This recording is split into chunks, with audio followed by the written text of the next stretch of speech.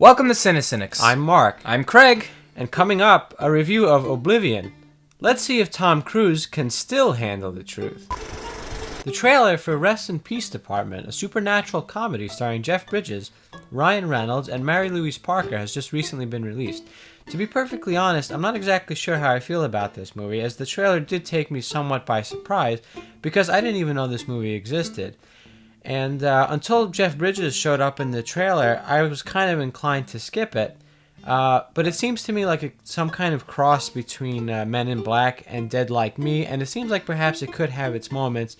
So I'll be cautiously optimistic for now and give it a chance. Yeah, it looks like a fun type of movie, and I think Jeff Bridges is kind of honing in on his performance in True Grit a little bit. Yeah. And I don't know, I like Ryan Reynolds. I think this is gonna be a fun movie. I don't know. I look forward to it. So some recent news has just come out that they're going to be remaking Weird Science into an edgy R-rated film. And I think this is stupid. I love this movie. I think this is one of John Hughes' classic films from the 80s.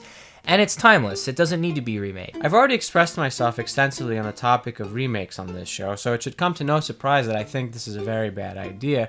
I think there's very little excuse for a film to be remade, let alone a John Hughes film, which I think remaking one of his is pretty much a sacrilege, as John Hughes films have come to define 80s as a period in film. It just, and they also said that there's a possibility of even The Breakfast Club being remade, which I think is an even worse idea. These films don't work nowadays. There was a certain innocence to film and to that period in time in general that just doesn't exist anymore, and it doesn't translate to now. They should be left alone. So rumors have been circulating that David S. Goyer has been tapped to direct Warner Brothers' Justice League movie. Now, I don't really feel that I have much to say on this topic, but I would rather see him be involved extensively in a writing role than directing.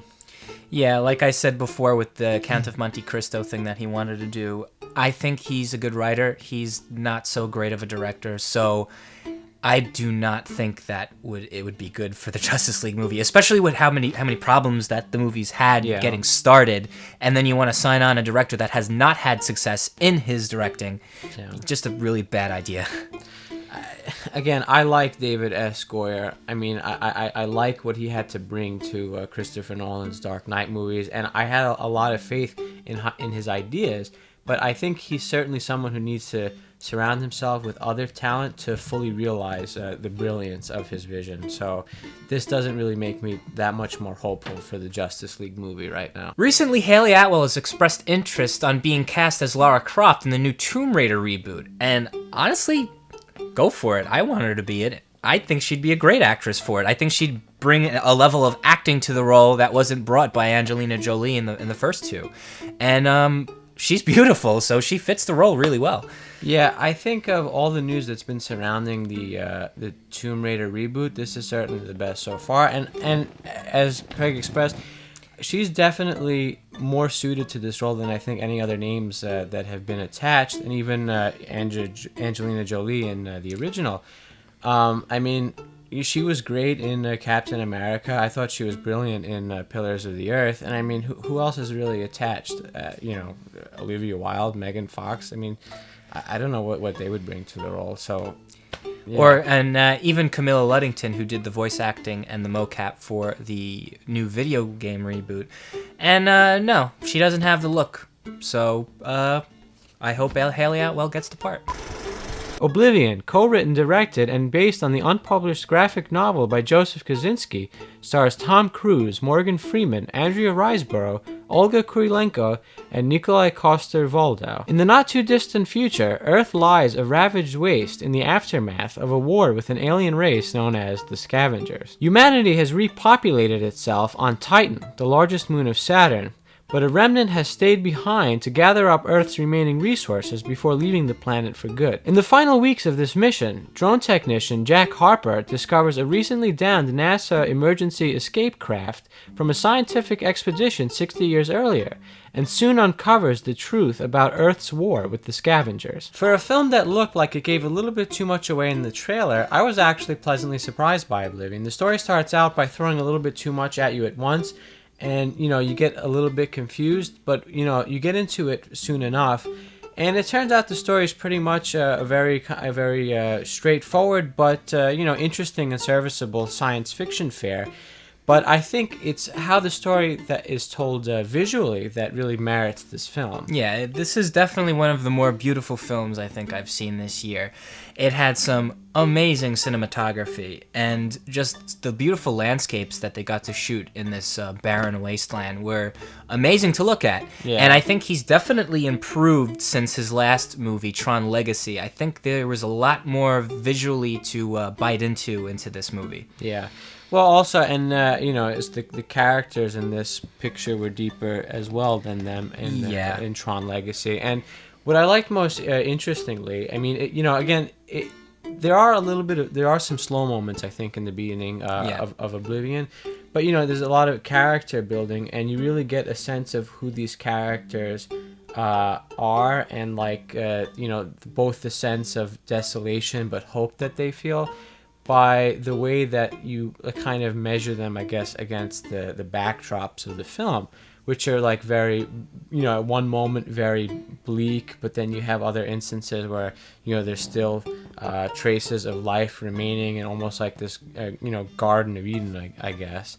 And, and then coupled that with the very stark white, purity of the capsules that they use to live above Earth. Bubble ships, I think they're called. Yeah, so it's very, very fascinating to see. And there's been a lot of things being said online that this is a very generic story, and I agree. Some of the parts are generic, but I think the execution and the way it was shot definitely brought it up to a different level than just a generic sci-fi movie. And I was actually thought it was going to be similar to another movie, a science fiction movie, but I was happily wrong by the end of it, and definitely reminded me a bit of how big Mass Effect is, the video game, and how they create these different alien life forms and stuff like that. I really appreciated the time it took to craft this world. I mean, I really love post-apocalypse, and it's probably one of my favorite sci-fi genres, so obviously I'm going to be a little bit biased. But still, overall, I really enjoyed this movie. There is a certain straightforward quality to this movie, and I think once you get halfway through it, you won't be too surprised to see where it ends up.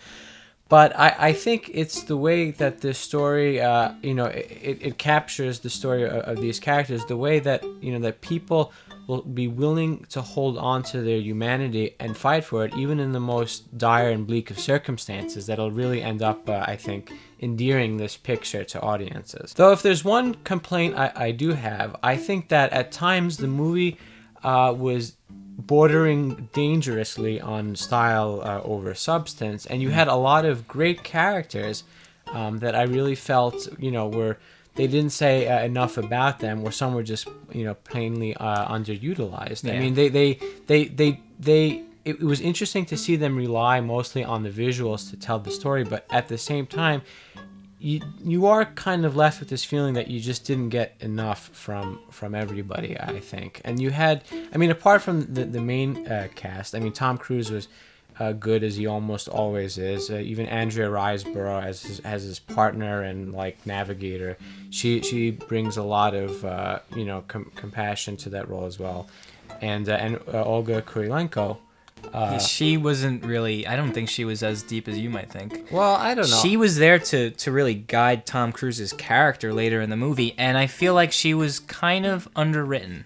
Yeah. And I think it was more her face than really anything else that it just didn't feel right. It didn't feel... Well, I think because because they kind of reveal about her character all at once, and it doesn't, I guess, give you enough time to get invested. But I still think she was very good. And I think that she's an actress with the more roles that she does, the more that she proves herself that she's not just kind of. She was kind of terrible in Hitman. Yeah. She was just there to look pretty. Yeah, but I think as she progresses with these roles, she really she shows her talent. And you also had Morgan Freeman in the role, which I mean he's great as always, but very underutilized, barely in the picture. And you also had Nikolai Coster-Waldau, which fans of the Game of Thrones series will recognize him as Jaime Lannister. And for the little that he was in the movie, it was great to see him. But again, they didn't really. And they had Zoe Bell in there, which is Quentin Tarantino's like go-to stunt girl. Yeah, but they didn't give him or her much to do. So it was like you almost lamented seeing their presence because you wish there was more. But it really was a Tom Cruise picture, and it wasn't like he was playing another type of character. He was just playing Tom Cruise really in this role. It was more of a Tom Cruise picture than a lot of roles that we've seen. Like say Jack recently. Reacher compared to this, he was a completely different character in Jack Reacher, but he was pretty much just Tom Cruise action hero in this. Yeah, but he was good in that respect. Yeah, and like we said before, this movie looks stunning. The visual effects are some of the best I have seen in the movies. Maybe even better than Tron Legacy, because Tron Legacy has some pretty beautiful visual effects. Yeah. And I really loved the way that they integrated the practical with the visual, because they built a whole entire bubble ship.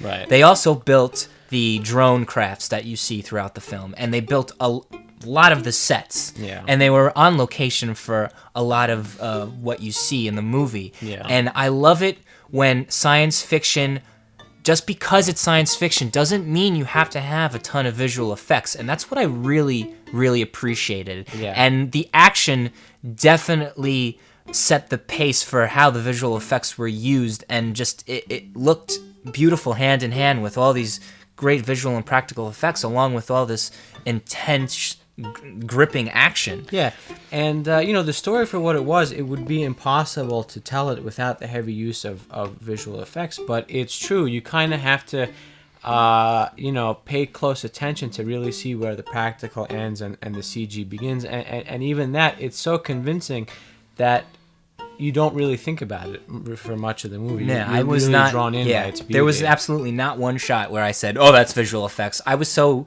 engrossed in the movie itself that I really could care less where the visual effects were. The one thing I didn't care too much for, which not just with this movie, but you see, especially in a lot of trailers and other movie soundtracks, is they have this, this very derivative,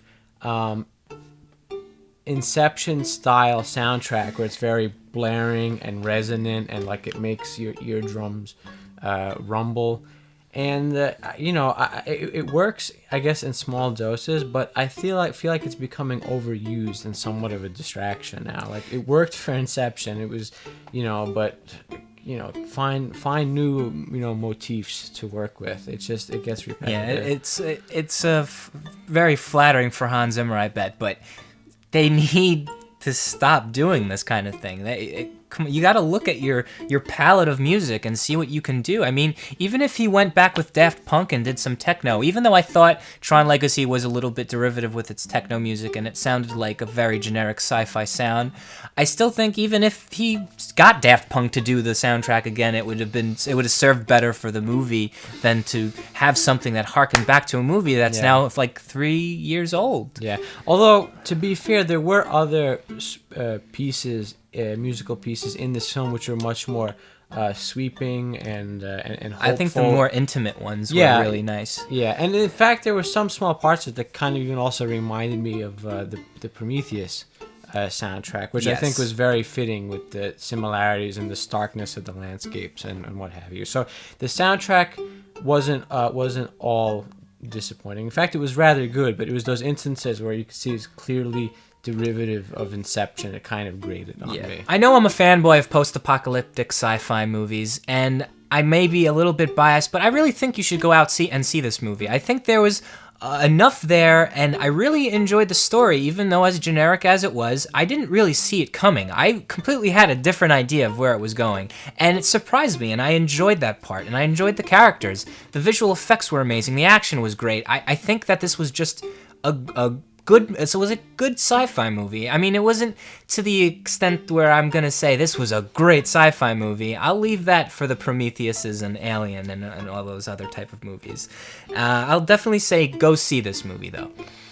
I agree. I think it was very visually compelling the way that they told this story, and I think seeing this movie is a great way to start off the summer movie season, even though this is 2 weeks before, but see it. Go see this movie. If you enjoyed CineCynics, like us, comment, and subscribe. Check back every Saturday and throughout the week for more movie news, recommendations, and reviews. Follow us also on Twitter, Facebook, and Blogspot. And our question for you this week is, what do you think of Hayley Atwell as Lara Croft? And if not Hayley Atwell, who do you think should be cast in the new Tomb Raider movie? To our viewers out there, I just wanted to let you know that this will be my last episode of CineCynics for a while. This wasn't an easy decision on my part, but I've had to weigh some things recently, and I've decided that it was best for me to leave and pursue other endeavors for the time being. CineCynics will not be going anywhere, however, and Craig will continue to bring you new movie reviews every week. This isn't an end, as I do wish to see you all again some point down the road. So I won't be saying goodbye, but so long for now.